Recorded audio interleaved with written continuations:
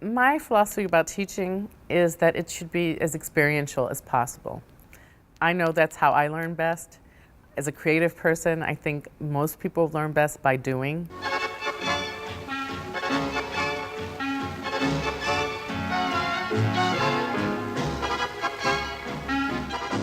Movements in World Cinema Part 1 is a film history class. It gives you a broad perspective on cinema from the silent era up until 1960. The focus of the class is really on what are the social, economic, political movements that gave rise to films in those particular global regions at the time.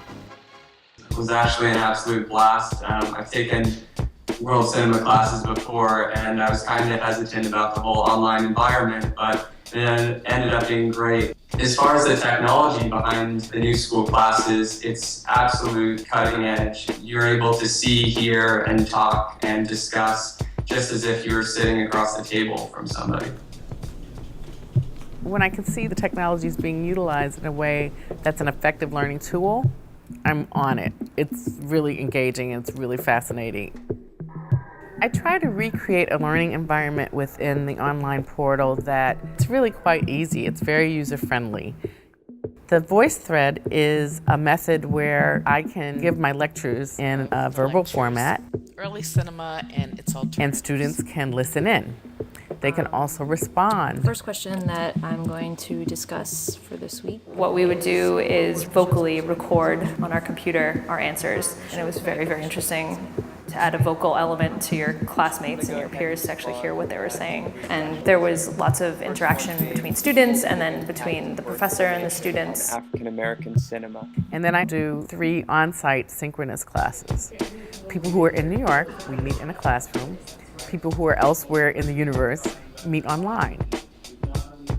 We've even done group projects over the synchronous on-site sessions. And you're learning the process of building team and how to work across these technologies at the same time that you're actually doing it. There's something that's inspiring about working with people that are like-minded and who are working towards something bigger and grander. The online environment affords the busy student the opportunity to learn on their own timeline. People have jobs, people have families, they travel.